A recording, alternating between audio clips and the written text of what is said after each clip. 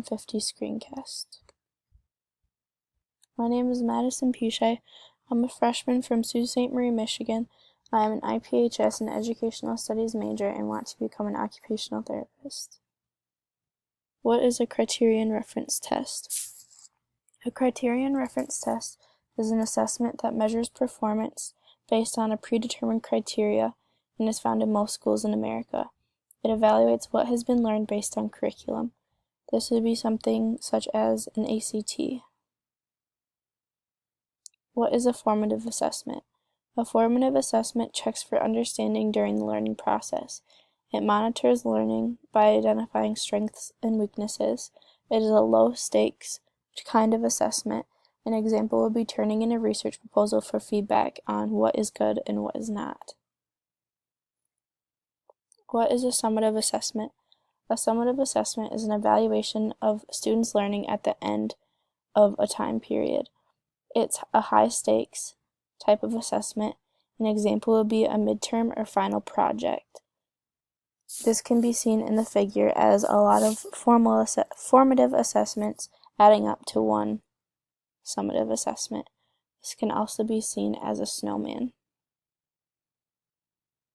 Triangulation validates data because it takes two or more sources of evaluation tools. It is an accurate portrayal because one test may not give accurate enough results. An example would be someone giving the Brigance test to a student and them scoring at a third grade reading level even though they performed at a fifth grade reading level. They just didn't understand the passage at the third grade reading level. Using more than one test will verify results. The Brigance test is a test used to assess grade levels in math and reading. The teachers' and students' packets differ. The teacher is given exactly what to say to the students in full direction. Students are given questions to answer on a separate page. The teacher marks whether or not the student got the question right in order to move on. It goes by grade level from primer, which is the pre-kindergarten level, to 8th grade. The Brigance math test, you're given a student packet and a teacher packet.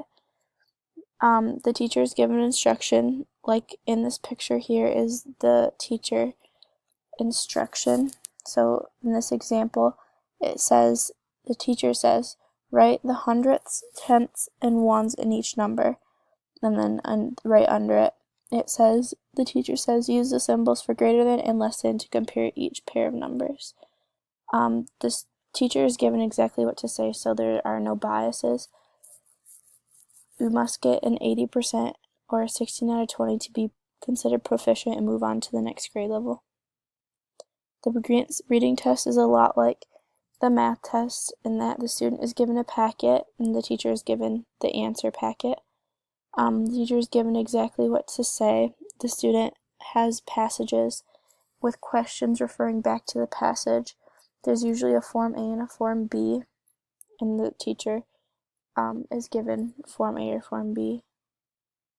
The student reads the passage to themselves and reads the question out loud and then gives an answer.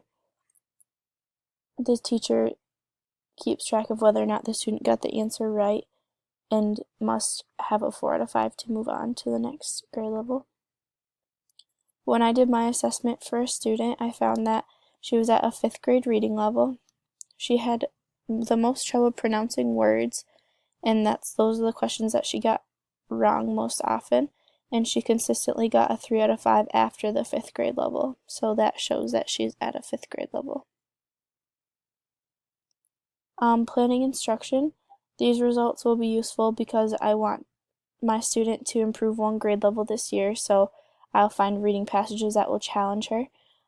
It's important to know what grade level the student is starting at so you don't overwhelm them with passages that are too hard or underwhelm them with passages that are too easy. These tests will help me plan to meet the needs of the individual learner. This is the 2016-2017 data in a triangulation method. The formative and summative assessment is seen here In September, the student was able to read at a 3rd grade level. In December, the student was able to read passages and instructions daily and solve word problems. She's writing with good grammar and spelling. In March, the assessment shows improvement in reading accuracy, and she's now reading at a 5th grade level with 90% accuracy.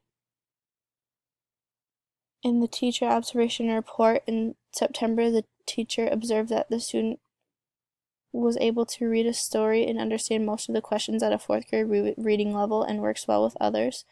In December, the teacher observed that the student is able to complete many assignments without trouble and was participating in discussion. And in March, the student was starting to lead the discussions and can read and answer questions at the 5th grade level. Our goals were by March 5th, 2018, student will be able to complete math problems at a 5.5 grade level as measured by the Brigance. And for her reading goal, by March 5th, 2018, student will read at a 6th grade level as measured by the Brigance. So for my lesson plan, I chose to use readingatozee.com, and I picked out a book that was at level Z, which is a 5th grade reading level. It's a higher 5th grade reading level to challenge her. First, I wanted her to pick out vocab that was listed in the glossary throughout the story and make flashcards before to make sure she knew what those words meant, so she could better understand the story and the questions that went along with it.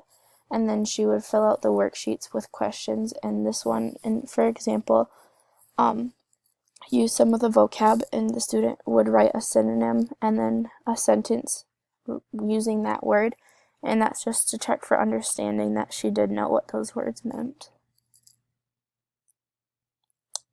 What I've learned is that a criterion reference test references a certain predetermined criteria, and that formative assessments all come together to make one summative assessment. I've also learned that triangulation is important in knowing that the results are accurate. I have learned how to give the Brigance math and reading test to students who have disabilities in math and reading, and how to make a specialized instruction plan based on the results from the tests. What does this say about teaching students with learning disabilities?